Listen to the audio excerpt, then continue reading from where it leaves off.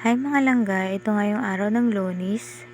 Lunes! Pero yun yung araw ng paglalaba ko kasi nga hindi tayo nakapaglaba ng Sabado kasi naglinis tayo ng bahay. Tapos nung Linggo nagsimba tayo. So yun nga mga langga, mano-mano lang yung paglalaba ko dito. At yun nga, hindi ako natatapos kasi nagigising si Juna at nauubos din yung tubig ko, nagpapaigib lang ako. Nagkataon pa may sakit yung asawa ko, kaya hindi din siya nakapagtrabaho. So, ayan, tambak yung hugasin natin. Kagabi pa yan. At yan, madami tayong walisin. So, yun nga, paano ko nga ba naman yan matatapos, diba? Nagigising nga si Juna. Tapos, ako lang mag-isa dyan kasi nga pumasok din si Juna. And yung asawa ko ngayon nagpapahinga kasi may sakit siya. So, yun, mahirap maglaban ng mano-mano lang. Kailangan mo pang kuskusin tapos babrasan mo. Tapos, meron pang umiiyak na bata. Mabuti nga dyan, hindi siya umiyak. Kasi nakikita niya yung sarili niya sa video. So, hindi talaga tayo matatapos sa paglalaba kasi nga mano-manong laba lang.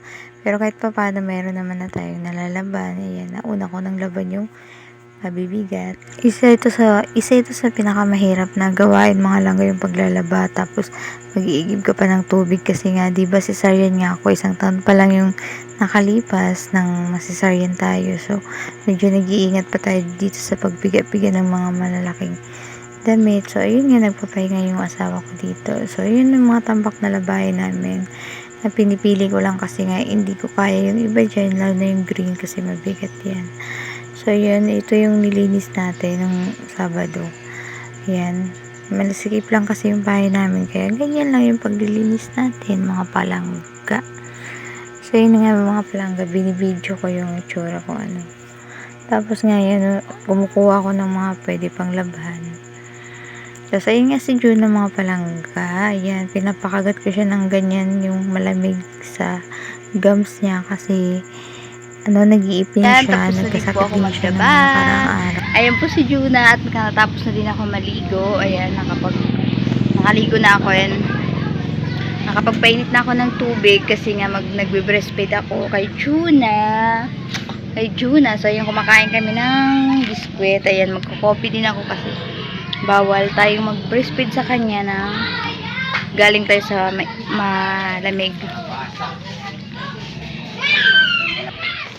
So, yun mga langga. Tapos na din ako mag-init ng tubig. Ayan.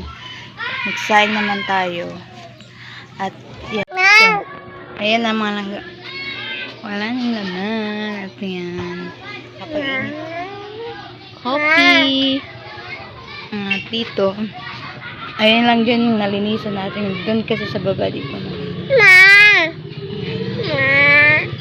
Magsayang na din tayo. At yung hugasin natin, wala na po. Ayan, nakapaghugas na tayo. Ayan. Ayan. Ayan mga langga. Ayan, tapos nakapag-igib na din ng tubig.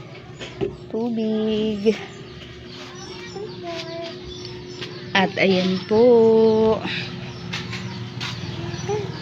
mga nilabhan ko. Tapos meron pa dun sa kamalig. Ayan, dami. Ayan. Ayan siya. Ayan ang damit ni Jana.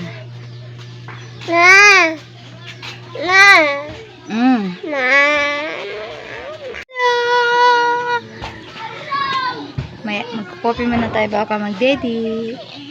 Ching! Bye-bye! Bye-bye! Bye! Bye-bye po! Bye-bye!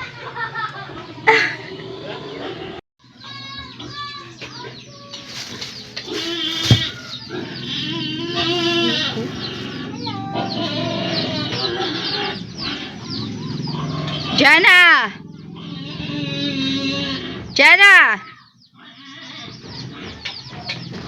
Ate!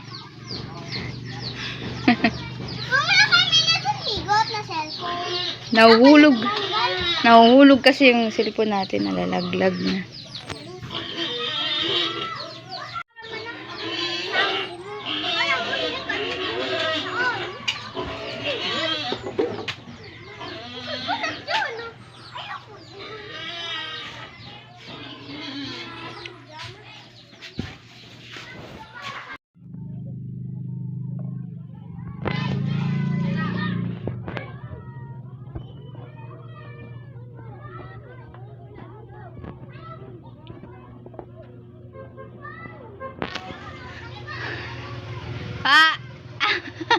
Ajing.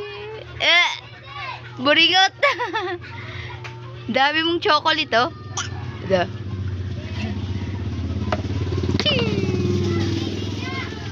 Baba mo tong shirt. So, yun mga langga, yun. Tapos na tayo magsaing. So, magluluto naman tayo ng ulam.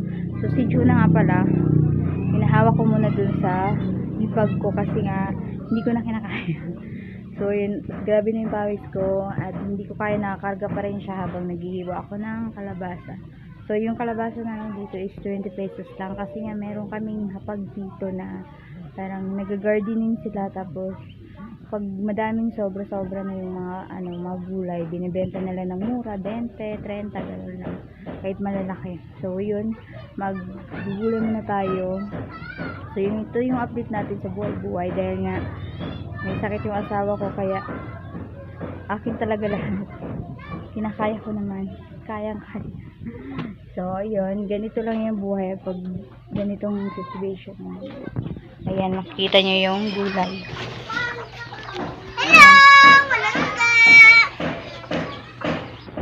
So, ito yung kalabasa mga langga. Malaki siya pero 20 lang yan. Tapos ito, hiniwa ko na.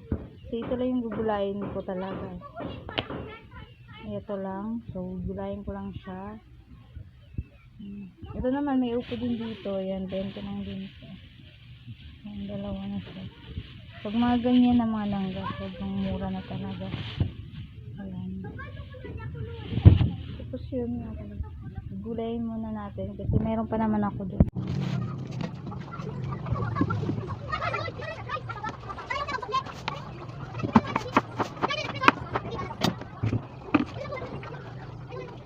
Ito na